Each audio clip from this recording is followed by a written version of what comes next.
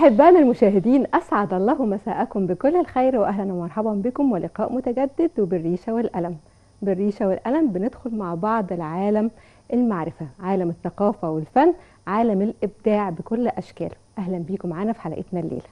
وطبعا في البداية وزي ما تعودتوا معانا بيكون معانا الأخبار الثقافية والفنية. هنبتديها بأول خبر ثقافي النهاردة، واللي بيقول: افتتحت الدكتورة إيناس نيفين الكيلاني وزيرة الثقافة واللواء محمد الشريف محافظ الإسكندرية فعاليات المهرجان الصيفي للموسيقى والغناء على مسرح سيد درويش بالإسكندرية، والذي يأتي ضمن برنامج فعاليات المبادرة الصيفية التي أطلقتها وزيرة الثقافة تحت عنوان ثقافتنا في أجازتنا.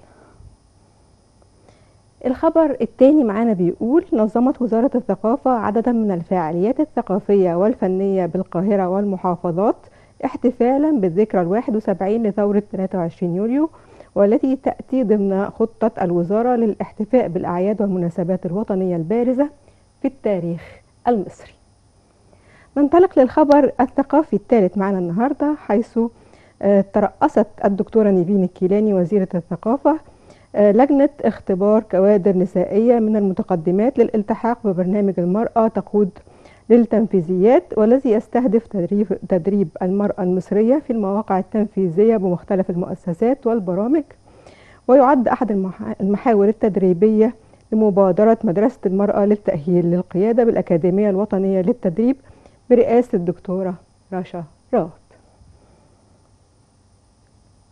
الخبر الرابع معنا بيقول: استقبلت الدكتورة هيفاء النجار وزيرة الثقافة الأردنية الدكتورة نيفين الكيلاني وزيرة الثقافة المصرية صباح اليوم، وذلك بمستهل زيارتها للمملكة الأردنية الهاشمية لحضور افتتاح فعاليات الدورة 37 من مهرجان جرش للثقافة والفنون، والذي تحل عليه مصر هذا العام كضيف شرف للمهرجان، وذلك بحضور السفير المصري في الأردن. ويعتبر هذا المهرجان من المهرجانات المشهورة جدا في الأردن، واحنا سعداء طبعا ان احنا نكون ضيف شرف هذا المهرجان هذا العام. تعالوا مع بعض دلوقتي ننطلق من الأخبار الثقافية للأخبار الفنية، ونعرف نجومنا الكبار وأخبارهم إيه في هذا الموسم. أول خبر ثقافي معانا النهاردة هيكون على وصول طبعا فيلم بيت الروبي إلى الرقم القياسي، وفاضله حوالي 13 مليون ونص فقط ليصبح الأعلى إيرادا في تاريخ السينما المصرية. أما مهرجان الجونة السينمائي فيمنح مروان حامد طبعا جائزة الإنجاز الإبداعي، والمخرج طبعا واحنا عارفين طبعا بيهديها لوالديه. ميشن امبوسيبل 7 بطولة توم كروز بيجمع حوالي 15 مليون جنيه في مصر خلال 15 يوم، وهو طبعا النسخة السابعة من ميشن امبوسيبل اللي كلنا اتعودنا عليها واللي بتحقق نجاحات كبيرة جدا. أما أمير رمسيس فبيقول إن عبلة كامل رفضت التكريم في مهرجان القومي للمسرح وطلبت الابتعاد عن الأضواء. ننتقل طبعا لفيلم الزيرو لمحمد رمضان، والحقيقة ان الفيلم الى الان البرومو بس بتاعه محقق 2.5 مليون مشاهد في 24 ساعة، واحنا طبعا بنتمنى له كل التوفيق والنجاح. اما فيلم سيب ونسيب لهنا الزاهد واحمد السعداني فبيتصدر الترند بعد عرض الحلقات الاولى من المسلسل، وهو طبعا بدأ عرض المسلسل بالفعل. فيلم باربي لمارغريت روبي يحقق 150 مليون دولار في افتتاحه في دول العالم، وطبعا ده واحد من الافلام اللي بيتنبأ لها الجميع بنجاح كبير، وهو طبعا بيحكي عن قصة باربي العروسة الشهيرة. محمد إمام بيعلن انتهاء تصوير أبو نسب، وبيقول ان ده افضل فيلم هو عمله في حياته، ولسه ما قررش ميعاد نزوله الى التوفيق والنجاح. فوي فوي فوي ووش وش وتاني تاني ومندوب مبيعات، 4 أفلام تعرض لبيومي فؤاد في الموسم الصيفي، واحنا طبعا بنسعد دايما بنجمنا الكبير بيومي فؤاد ونتمنى له كل التوفيق والنجاح. أما لطفي لبيب فبيقول عن هنيدي إن هنيدي هو زي ابنه بالظبط، وهو اللي كلمه بنفسه عشان يشارك في مرعي البريمو، وطبعا احنا بنتمنى لهم كل التوفيق والنجاح.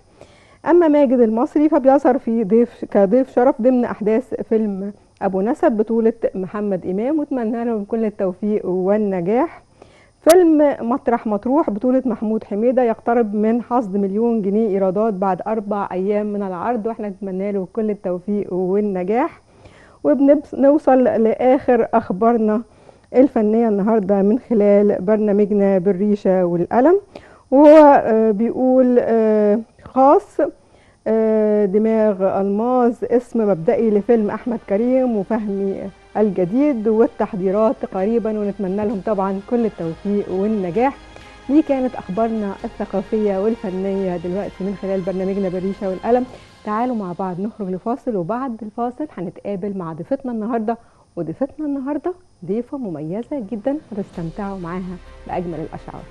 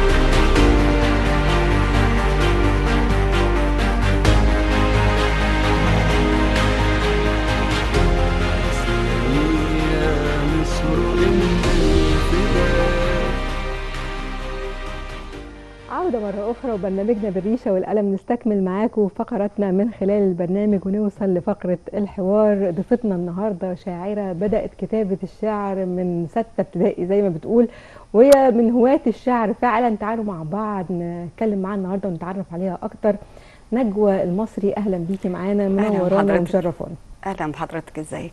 طبعا احنا سعداء بيك النهارده، انا سعيده اكتر وبما ان احنا معانا شاعره فانا الحديث النهارده مش هيكون بالكلام اكتر ما هيكون بالشعر طبعا. فايه رايك نجوى المصري تقدم نفسها لينا من خلال اشعارها؟ هتبتدي بايه يقدمك لجمهورك؟ انا اسمي نجوى عبد النور نجيب مصري. اوكي. فاخدت اسم الشهره نجوى المصري. طبعا اول حاجه انا عايزه من خلال الشعر انا استاذه نجوى بعد اذن حضرتك يعني هتقدمي لنا نفسك من خلال اشعارك. ايه الشعر اللي تختاريه دلوقتي يقدم نجوى مصري؟ مصر طبعا هيكون ايه، مصر دي حبيبتي وعايشه فيها وعايشه فيا يعني انت اكتر حاجه بتربطك باشعارك مصر. هي حبك لمصر. اكتر قصايدي عن مصر، ازماتها وافراحها واحزانها وكل حاجه حلوه فيها. وعشان كده كان ديوانك يوميات عندي قصيده يوميات مواطن مصري تحكي عن المواطن المصري. اولها كده هقول لك جزء منها لان قصيدتها طويله قوي. اكيد.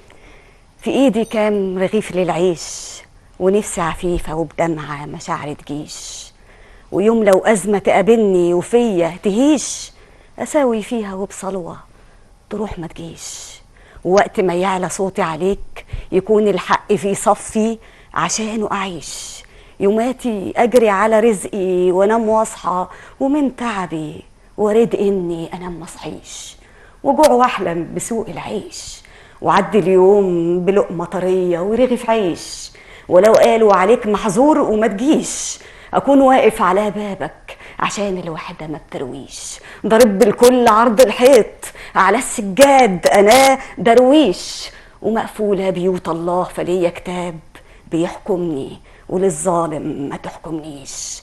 انا المحني وفرد طولي وعايش والغلا غولي، اعد بالقوة في مكاني ولا مرة يهدوني، ونومي ما يحلى بيك إلا مصالح ليك ولديوني.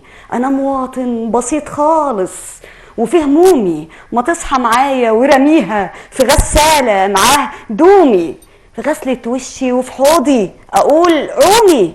أنا اللي غرقان وأروح ماسك في قشاية، أنا التعبان وباصص برضه في مراية، أنا اللي بولد البقرة كمداية وللتوتة، أنا عاشق ولامم حبة في ملاية، أنا مواطن إيدي تشقق أوام في الطين، وغيتي هو الملة وليا الدين، ولو واحد بفسهني حماري يجري في خطانه ويرد الدين، وشينة تقيل على قلبي خفيف شاربين، أنا مع أخويا على الحلوة وعلى المرة أقوم وأهين، ووشي مش سواد حالك وقلبي بياضه مع شمسي كمان نخلة تعيش لسنين.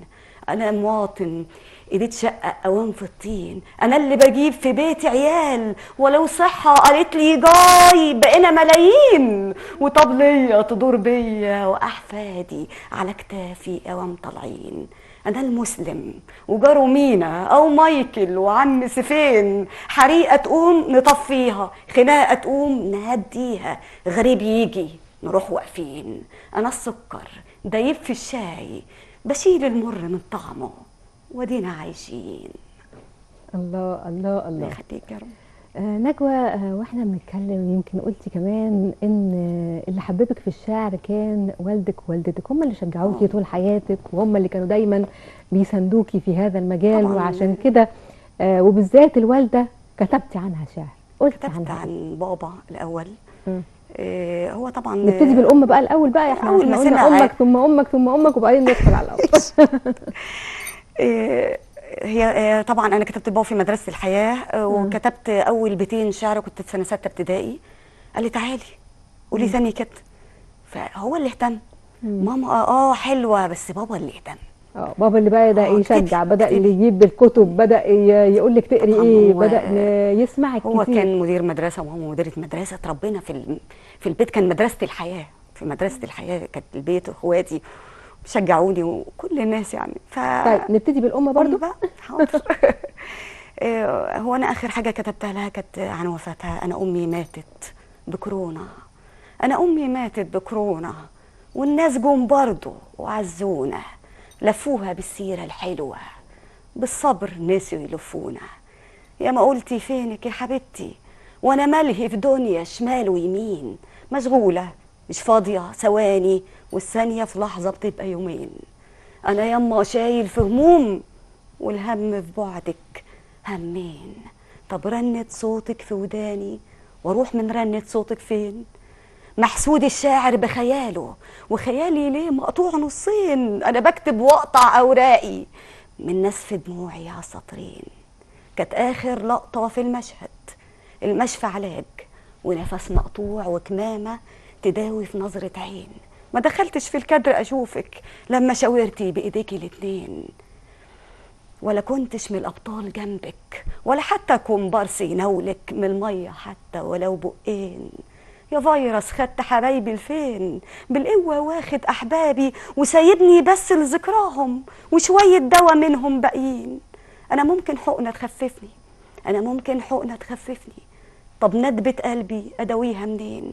وهديه كنت جايبها لك لقيتها وبحطة ايدك، والحافك متطبق نصين بيغطي مشاعر الدفين، وأنين بيجيلي في نوبة حزن واتصنف من فئة التايهين. يا حبل السر يا رابطني قطعوه مرة علشان أنا أعيش، والمرة التانية كان مقطوع من هجر وفرقة وشوق وحنين. أنا بيني وبين الفيروس طار، خنق أمي وسابني للوحدة، مكتوب في بطاقتي إني يتيم. حبيبتي كانت آه، صعبة، كانت صعبة صعبة صعبة طبعا، ويمكن رجعتنا كلنا لهذه الفترة فترة كانت صعبة جدا، السيئة جدا في حياتنا كلنا، هي وناس طلبتني كتير بالاسم، أنا غاليين عاوزة علينا نجوى. فقدناهم. خلينا نخرج من الحزن ونرجع تاني للفرح، وهي دي حياتنا في أيوة. مصر ما بين أبيض وأسود دايما زي كده، نقول صوابع البيانو. أيوة. هي دي الحياة بالنسبة لنا، أبيض وأسود. نرجع تاني من الأسود إلى الأبيضات ونقول الوالد كان ليه دور كبير جدا في حياتك، أيوة هو اللي طبعا. شجعك، هو اللي دايما كان بيجيب لك أيوة أي الكتب، أب. هو كان دايما واقف وراكي، وهو أيوة. السند وهو الظهر زي ما بيقولوا. كان بيشجعني بكلمة حلوة بيسمعك دايما، بيسمع أشعارك، ينبهك، بكرة تبقى يقولك زي لا خلي الأبنودي، بالك. تبقي أحلى من الأبنودي. لا يا بابا ما وصلش، لا. فالكلمات دي، وكل الناس على فكرة، كل اللي بيسمعني لايك سقفة، يعني بيديني دفعة أكتر. أنا عاوزة أحسن من نفسي، أجود من نفسي. فده كله بيدي دفعات في الحياة، مواقف الحياة، مواقف الحياة. كل أشعاري دي عبارة عن مواقف في الحياة قدامي بتحصل، فبترجمها للمواقف. فكل طيب نتكلم بقى، أو نسمع عن مواقف الحياة مع الوالد. مواقف الحياة. أنا كتبت جرسون مع الوالد الأول، مع نبتدي الوالد، مع الوالد هقول الأول. جزء صغير في مدرسة الحياة، في مدرسة عن الحياة. كل أب، مش بابا بس. في مدرسة الحياة سألني أستاذي: مين النهاردة غياب؟ قلت الغياب روحي، قلت الغياب روحي في فرقة الأحباب، قلت الغياب نفسي لما أبويا غاب، وحنيني دايما ليه بيزورني يوماتي، وعمره ما بيعرف إن الزيارة أداب. علمنا أبويا العربي والنحو ويا حساب، أجمع في دنيا الود والقرب من الأصحاب، واطرح هموم روحي في عتبة الابواب، واقسم رغيف عيشي لو حتى للاغراب. علمني في الاعراب الجر والمجرور، والمبتدا مرفوع ولا الخبر مسموع، والكذب في الاخبار ما يدق مره الباب، والمبني للمجهول ممنوع اجيب سيرته مهما تكون اسباب. وبعد مدرستي واجبي وكراستي لاهلي ولعيلتي، واجبي اكون لبلاب واطلع على اعلى الدور، وانا في ايديا كتاب كان للفرح اسباب، وتضم كل الناس وما كنش يوم مجرور. الرفع للانسان هاتلي المرادف من الحب والعرفان، قلت المرادف اب علمني معنى حنان، علمنا كن راجل مع اني من نسوان، علمنا كن اكلي في اطباقي لابد من غير صوت، طبقي وصار باهت، فخدت منه الطعم والريحه والالوان، ما خدتش النسيان. دلوقتي بحلم بيك واصحى يصيبني جنان، ان المكان فاضي بيه المكان مليان. صاحبي ويدعيني ازوره بعد العصر، يقول لي بس بشرط اللعب من غير صوت لاجل ما ابويا ينام. رديت وقلت يا ريت نروح لابويا القبر نلعب بصوت عالي يمكن يقوم من النوم، والبيت اعود فرحان. يا ابويا يا غالي يا ظهر وحمايه، بتقول لي كفايه لعيوبي ومرايه، وفي وسط فيلم بشوف ايدك وبنهايه تقول لي اخر الفيلم بسمه وده حكايه. ما هو انت اخر الفيلم اللي البطل كان فيه، واللمه هي راحت ومحبه اهي جايه. ان شاء الله تجيلك المحبة على طول، الله ويفضل يخليك. الفيلم بالبسمة والحكاية زي ما ربنا قلنا، يخليك. والحياة دايما ما بين ابيض واسود. طبعا. نرجع تاني لاشعارك، واللي دايما زي ما قلتي كده في لقائنا، ان انت دايما من خلال اشعارك بتقدمي نفسك وبتقدمي أيوة. مواقف حواليكي. أيوة. من ضمن المواقف جرسون. جرسون. ايه قصة الجرسون؟ قصة الجرسون، في مرة من المرات أنا كنت قاعدة وحد زعق لجرسون قوي قوي. فأنا طبعا بصيت الموقف، تنيتني متأثرة بيه طول النهار طول النهار. مسكت الورقة ولا قلت احنا كلنا جرسون، بالظبط. حطيت الجرسون، أنا جرسون، المدرس جرسون، الطبيب جرسون. كل واحد في مجال. ليه احنا بنقلل؟ احنا لازم نبجل الناس دي لأنها كمان بتخدمنا. فكتبت بقى جرسون داير على الطاولة كالدنيا يا جرسون، والنفس هي عفيفة والأكلة مهما تكون لها ريحة ولذيذة، طباخه لما يدوق آخر واحد في الكون، غسل الضمير بصابون بالمرة ويا صحون، والملح لو زايد الحلو قلب حنون، واجري عشان اكلي، محروم انام النوم وغيري يتمشى لاجلي يكون اكله في معدته مهضوم. ينفع اكون جرسون؟ جرسون وطبق يا ناس مكتوب في سبوره والاكل في الفسحه، جرسون وشايل هم والهم في القصعه بدل الدورين 9، وانت كمان جرسون بطريقه تسعة. طبيب كاتب لي الدواء على ساعتي كات 9، وتاكسي سواق وقال لي اتفضل، لمرايته خد مسحه، بياع ذره واقف وناره كت لسعه، هو كمان جرسون والدنيا هي واسعه واحنا ولاد 9. يا عم يا جرسون بالحب قدم حب، في صينيتك لزبون مرسوم عليها القلب، لو جيت في مرة أصب بقعة وكانت شيء صعب، ما تقولش يا مجنون أو امشي يا في يوم تكون جرسون يترد لك فعلك، بدل الكلام هيكون بالفعل يبقى الضرب. انظر لدود الأرض في قبورنا كان جرسون بسنانه لما يعض فما نفتريش على بعض، الكلمة كان لكمة والحرف كان سكين، قبل ما تقطع أكل بتقطع الشرايين، ولا كل واحد كل بالأكل يبقى تخين، ولا قال أنا شبعان إلا بملو العين، ومحدث النعمة بينكر النعمة لو جات له بالملايين، لو وش كانت تورته يزعل بمد إيدين، بالذوق وقطع فيه لو حتى بالسكين. الله. ربنا يخليك يا رب. نجوى المصري، كتبتي عن بشندي. بشندي. وبشندي ده بيمثل الفلاح المصري البسيط. ايوه. بشندي في المترو كان ليه حكايه، نسمع الحكايه. بشندي ده طبعا انا متربيه على طول في الريف طول حياتي، رحت المدينه بس العاشر هاديه تشبه الريف. رحت مره يوم ركبت المترو، صدقيني 3 ساعات في المترو، لدرجه ان انا دققت في الناس اللي حواليا، اللي بيبيع حزام لقيت ان حياه الريف اسهل بكتير واريح بكتير. فقلت ايه، انا اللي سبت الطين ومشيت على الاسفلت وشفت قلب عجين وقلوب كمان اسمنت، في مواصله في المترو ودولار بينطح سنت، وست تحكي لست على الحظ والبخت، في الخلف كانت الست بتغني للاطلال، اطلال وطال الوقت.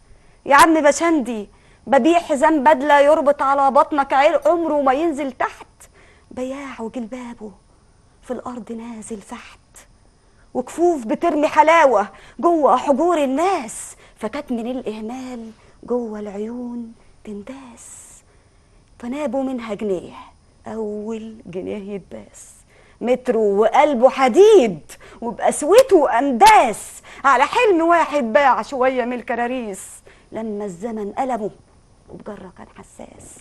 انا كنت عاشر ناس قلوبها زي الماس، هدهد وحدايه، انا اللي جابني الحب ونزلت بالدايه، يرموا خلاصي في بحر فيه السمك آية، انا اللي رب حمام عايش في بنيه، ولا شفت في كلامهم في الحرف سوء نيه، دوران ورا دوران فين المعديه، يا زحمه رجلي تشق من مرج لمظلات، وبشندي قلبه الشيش مفتوح على البحري، وريفه كان اوضه فازاي في بحر يبات.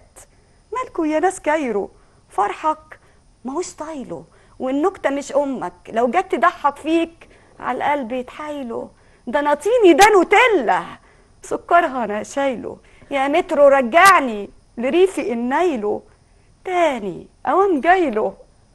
الله. دي كان بشندي، هو انا بشندي كلنا بشندي زي ما بيقولوا. بشندي. قلت لي بتكتبي دايما عن المواقف، ايه تاني المواقف اللي دايما بتكتبي عنها، اللي دايما حاسه انها كان ليها تاثير كبير قوي على حياتك؟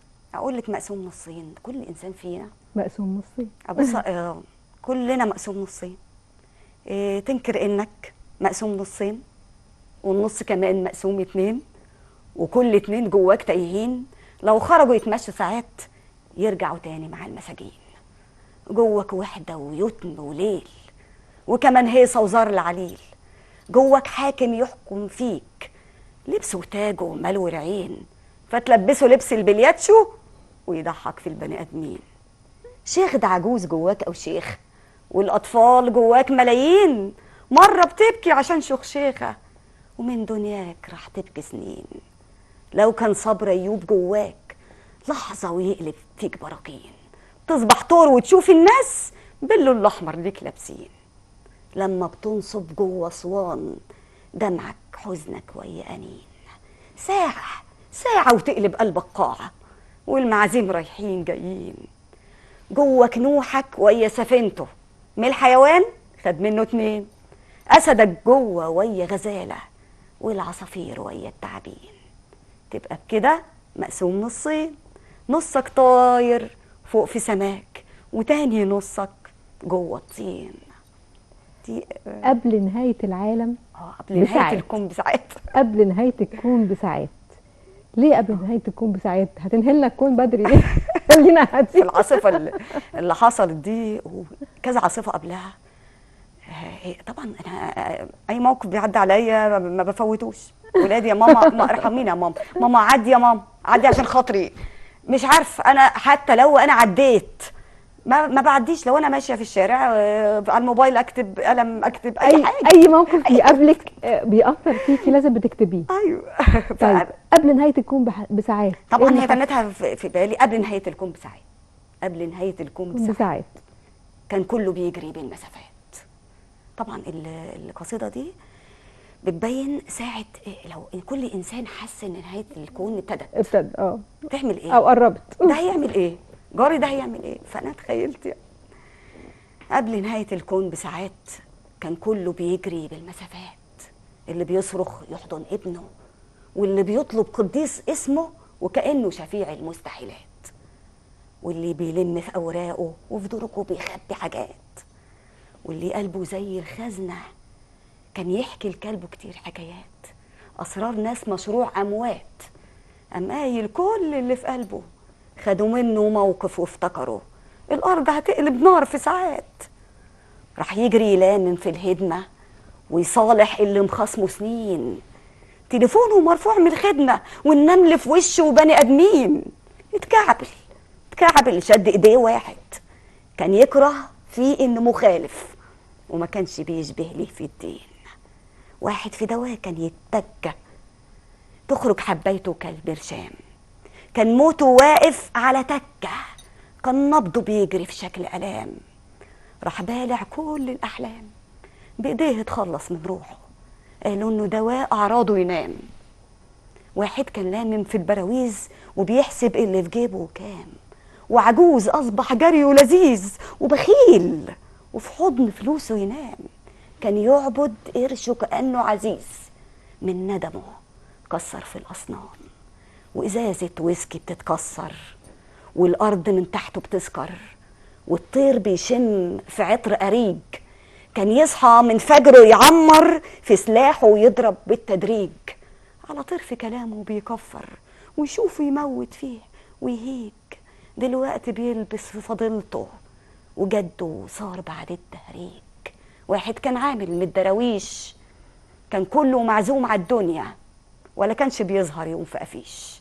كان رايح يخنق أحلامه فقرر فجأة إنه يعيش، وفي ثانية الكل صباح من داس، والناس بتحب أوام في الناس، وكله كان ويا عدوه في قلوبهم مسجد أو قداس.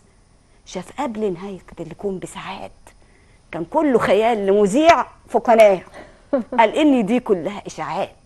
كان نفسه يقوم ناس أموات وبيصرخ ويحد النبرة ويصالح الأبيض على الأسود ويوحد ألوان البشرة. أنهى الموقف قال يا جماعة تزعلوا لو دي مني إشاعة أو درس وليكم فيه عبرة. متأسف جدا على الفقرة، حضراتكم طلعتم في النشرة. الله، دي قبل هي طويلة شوية دي معلش. كانت نشرة صعبة. صعبة يعني الواحد هو بيتخيل كل اللي انت تخيلتيه في ثواني. أيوة. وانت قاعدة بتكتبي في هو هذه الشعر الكلمات إيه غير خيال. فعلا تحسي ان هي دي الحياة، هو ده اللي احنا بنعيشه، هو الشعر دي الناس اللي احنا حوالينا، هم دول اللي بيظهروا لنا من وقت للتاني. أيوة. نجوى مصري وهي بتكتب أشعارها دايما أيوة. بيبقى من مواقف. أيوة. وفي كل موقف بتلاقي نفسها بتكتب. ايه الموقف اللي كنت تتمني فعلا تكتبي عنه وما كتبتيش؟ الموقف اللي اتمنى اكتب عنه وما كتبتوش، متهيألي انا كتبت في جميع المواقف. بس يعني هل في موقف مثلا يعني اتمنيتي فعلا ان انت تكتبي عنه لكن ما اسعفكيش الوقت او ما قدرتيش تكتبي عن الموقف بصي، هو ده؟ دايما اكتب في المواقف اللي هي بتأثر فيكي. احنا بنكمل الشاعر، بيكمل الحياه، بيبقى نفسه ان يوصل لاعلى حاجه في السمو، في الفضيله. فدايما طبعا انا لو مواقف الحب بين الانسان الناس، نفسي أكيد. اكتب الحب بين الناس. الله، ده شوف التضحيه، شوف جبر الخواطر، شوف نفسي اكتب عن كده. والاقي كل حاجه بقت سلسه وجميله. لكن انا دايما باخد الحاجه اللي تبقى موعظه، او حاجه الناس تتعظ بيها، حاجه بتوجعك اعالجك بيها بالشعر. يعني بتحبي الحب وبتحبي جدا الحب يبقى موجود في بحب العالم الناس، كله، كلهم. ومن هنا جت سامحين. سامحيه. ده رومانسي، دخلت على رومانسي. اكيد ما دمت بتحبيه بكل ما فيكي هتسامحيه، بكل ما ليه بطوبه وكل بهتانه اللي حدف بيه. يا طوبى انت ومشيره يعفر فيه، حبيبته هديه ولا تهديه، دوايش فيه ولا تعديه، ولا تنسي في يوم انك من الجنة وخرجتيه، وتفاحتك كانت طوبة فعورتيه. يا أنثى بيه ولا تنسى، يا حية بتحلى في عيونه وصاحبتيه. فلو كان سيد اديله من الأسياد غرور يكفيه، ولو كان الطبق امليه ولا تكفيه، وبتدوب الملامح فيه. ولو قالك بحبك يوم لطرتي فوق وطيرتيه، ولو قالك يا تاج راسي فبتصيري أحد جواريه، ووش حليبك الصافي وكلمة في لحظة عكرتيه. يا سادس حاسة جوايا يتامن يوم في أيامي وكنت ناسيه، خريف عمري وأوراقي على كتافك ترعرع فيه. يا بحري انت وسمايا اطير ليها واغرق فيه، يا كلمه والتضاد منها، يا رفعي وضمي وحروفي، يا طفلي وبالحنان بلغيه، يا سقف قطع في حكايتي فما اغضبش يومين عليه. ولو يوم قلت انا كرهاك فخد من كلمتي اعكسها بدون تشويه. انا بعشق تراب رجلك ولو حتى التراب يعميه، أنا الجاني وأنا الدرويش، تصيبني بسهمك القاتل ودرويشك بخور يشفيه. فهل ممكن تسامحني لأن بعدت عن شطك، يا شط اللي برسى عليه. الله، ده كده هو اللي هيسامح بقى، مش انت اللي هتسامحيه. في الأول سامحيه. طيب نجوى، كتبتي عن الحب. أهو. الحب أشكال كتير، طبعا والحب ألوان كتير. طبعا. ايه تاني اللون اللي كتبتيه عن الحب غير سامحين؟ طبعا اللي هو الحب لاجل الحب بس يعني. وممكن كتبت عن القلب ولا العين، كتبت عن العقل والقلب، الصراع ما هنسمع بينهم. منهم ايه دلوقتي؟ اقول القلب ولا العين؟ نسمع القلب ولا العين؟ ماشي. قالوا البعيد عن عين يبقى بعيد عن القلب. قلت لهم اعشق زين اسمه اله يتحب، فكنت ليه انا عبد وهو اسمه الرب، مع انه فوق في سماه ولا اللي ساكن ارض. في عيوني نضاره وفي قلبي شرياني، قلبي نده يا عين يا فوق وسمعاني، حبيته من نظره والقلب كان جاني. عيني عليك قلبي بحبايبه متعبي، حبيبي كله عيوب ونداري وبخبي. يا ما قالوا لي اسمر قلت في قانون عيني على بابها ويعدي، يا ما قالوا لي اجمل جماله كان زايل في مقبرة جدي، كالحنة ما تقعد لما ايدي تندي، عيني شوفوه بيها حلاوته بتعدي. القلب ليه سلطان يعلو مقام العين، حتى اسألوا أهله، من أهله طه حسين حبيبي هاجرني وغيابه مد سنين، عيني ما بتشوفه لكنه في قلبي كان أعظم الحاضرين. يا عرافين الكف اقروا خطوط ايدي، في شمالي ويميني قالوا لي انت حزين، الكف ما بين بصوا اوام في العين، عرفوا اللي حبيته وعرفوا بكره مين. في عيني ألف لسان وفي قلبي كان لسانين، من رفة عيني تخاف وقلبي ميل قاسيين، عيني مع قلبي عملة بوجهين، على الحب متفقين لو يوم نتوه عنهم ما نكونش بني آدمين. الله. صدعتك. خليني اسقف لك على كل كلمه كاتباها. قد خليكي. ايه كلامك فيه احساس وفيه روح وفيه الحياه بتاعتنا اللي احنا عايشينها. نجوى، احلامك ايه للمستقبل؟ ايه اللي نفسك تكتبيه في المستقبل؟ او انت يعني رسمه مستقبلك ازاي؟ انا رسمه المستقبل ازاي؟ انا نفسي طبعا اعمل دواوين كتير. دي اول اكيد. احنا لغايه دلوقتي اه انت عملتي 3 دواوين دواوين ولا اكتر؟ 3. مم. نقول اسمائهم. روبابيكيا، ده عن تخيلت ان مصر يعني فيها عربيه روبابيكيا، فيها الحلو وفيها الوحش. كتبت فكتب باسم الديوان، وخدت فيه جايزه روبابيكيا بك القاهره. طيب نسمع كده رباويكي قبل ما ندخل على الديوان ماشي. الثاني، بما ان هو يعني وناخد يعني هقول انت خدتي على حته صغنونه كده منها بقى. الديوان كله. ماشي. ناخد جزء صغير. ربابيكيا بك القاهره، ماشي وبلم صورة على المقصورة علم وهم، اركب وشوف واسمع بقى وشم، شتا ورا صيف قط ولابس كم، يوم ورا يوم يجيبوا بالدم. الأولى يا بلدي، الأولى يا بلدي، وتمشي على الكورنيش وكل دورها مشوي وتسلى لكن بشويش، تلاقي ناس عايشة وناس بدق تعيش، ناس تدوب جزم وناس يدوب ورنيش، ناس حاسه وناس ولا بتحس، اللي واكلها الفقر واللي واكلها النحس، وجدع واقف جدع وجدع تعب من الرأس، وناس غداها لحمه وناس غداها خص، ناس بؤس وبص على ناس بص، وزعيم ثورة جياع في صباعه كان بيمص، وزعيم ثورة النهضة في محبسه بيعس، وزعيم جه وقال لكل الدنيا هص، ربابيكي يا غالية وبكي يا بتمن بخس، من توت عنخ لأحمس لشجر الدر النساء، ويوسف في بيرو قال لا لغول الغلاء، وزغلول قال يحيى صليب في هلال سماء، ونكسة ونصرة وأسر للأعداء، وسادات رفع سلام وكان سلامه داء، واللي طخوا رصاصة عيارها كبرياء، وريا وسكينة دفنوا مساواة أحياء، وتحف في إزاز وتحف إزازها خلاء، روابيك يا بيك يا الوطن سفهاء مع نبلاء، صفحات التاريخ شربت الحبر زي الماء، بحبك يا قاهرة وبدوس قوي على الباء، بإيدك السودة مكن واقف بكل بهاء، وإيدك البيضة قطن لبسني أحلى رداء، يا قاهرة يا عامرة يا آمرة يا نادرة يا واقفة باستحياء، لعمر الخروف زقر ولا الأسد الماء. الله. ربنا يخليك. طيب من ربابيكيا للديوان الثاني اللي اسمه ديسمبر ربيع آخر. ممكن أقول لك ده كان حاجة؟ الثاني. اوكي أقول لك نقولها حاجة بسرعة. رومانسي فيه. ده بقى كان الجزء الرومانسي او هي يعني ديسمبر المرحله الرومانسيه من اشعار. من أشعاري طبعا. ديسمبر ربيع آخر بيحكي عن حب صديق لصديقه وحبيب لحبيبه، وفي خلال السنة الحب شهور السنة الحب اندثر وطبعا أدركت تحته شوية أشعار رومانسية كده. طيب نختار أقول منها إيه؟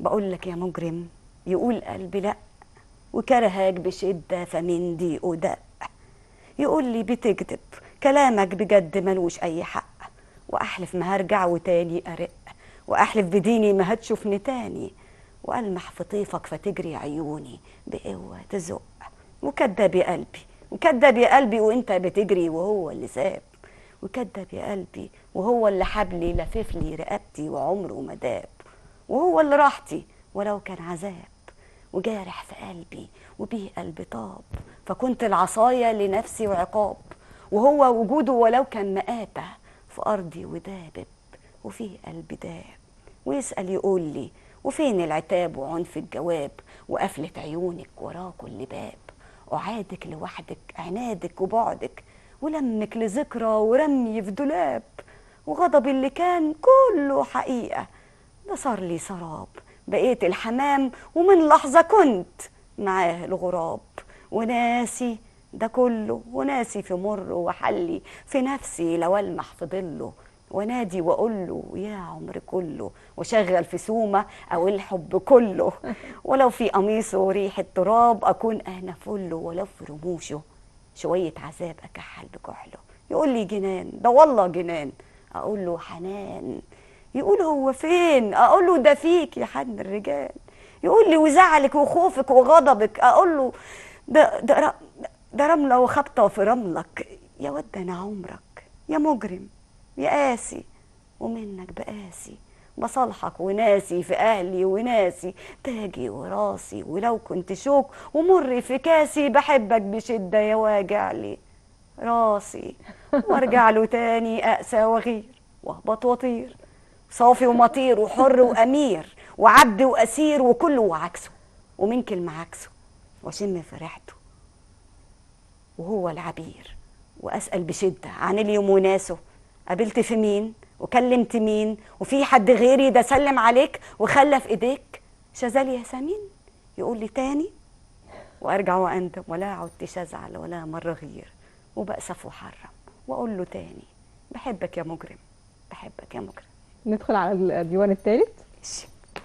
هقول لك بقى، هقول لك حاجه خاصه يعني ايه. هو عنوان الديوان الثالث كان ايه؟ هو قبل نهايه الكون بساعات. هقول لك حاجه خاصه عشان بالريشه والقلم. فانا مخصوص بقى لينا. حاجه ليكوا بقى، حاجه ليكوا. اتفضلي. ثواني. طبعا انا كتبت عن الاقلام، والاقلام دي شبهتها بالمواقف. يعني الاقلام مش اقلام اللي بنكتب بيها بس، لان كل حياتنا مدرسه الحياه طبعا لازم يكون الاقلام. الاقلام بتكون بهزار، وقلم تاني يكون بالجد، منها اللي يعلم في القلب واللي يعلم قوي على الخد. يا مقلام تتعدى بحب ولا يوم ايدك ليها تصد، اما قلامي القاسي عليا حبره دايما بيكون صعب.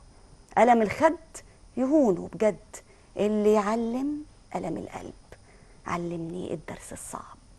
فيه اقلام وحروفها تبان واضحه زي كلام انسان، وفيه اقلام على السطر اتقطع مره حلو مره جبان. قلمك يرسم وش ملاك وهو في اصله زي شيطان. حبيبي زعلني عاتبته، قلمي في حبه كان مليان. القلم في حبه كان مليان، الكسره مش تحت الحرف، الكسره كانت جوه كيان. واحده بواحده واحده بواحده كلام واتأنى، ما تكونش سريع زي القطر، الكلمه تكون شجره في جنه ماشيه ومكتوبه على السطر. من كلمه راح تنقص درجه، لو قلمك كان مكر مكر خد من قلمك الإحساس، ما تخاف من الهندسة والجبر. قلم الأحمر عنده الدم، والأصفر بيجيب الهم، ولا الأخضر ولا الأسود مليان سم. لو مرة فرق في شعوب، قلم الحر لشعبه يلم. خلي كلامك كله سلام، ما تخليش فيه نقطة دم. النقطة دي بداية العشرة، أما الفاصلة فيها كرامة لو حتى بين أخ وعم. يلي بتكتب حاسب ورقك من جرة قلمك حساس. جرة قلمك لو كانت جامدة تقطع من جواك إحساس. قلب الورقة زي الناس، لو تتشخبط يوم تنداس. قلمك يخلص عمره ما يخلص، ولو خلصان من ناس يتباس. الله. واحنا بنقدم لك فعلا بوسه على كل الكلمات الجميله اللي اسعدتينا بيها النهارده من خلال برنامجنا بالريشه والقلم.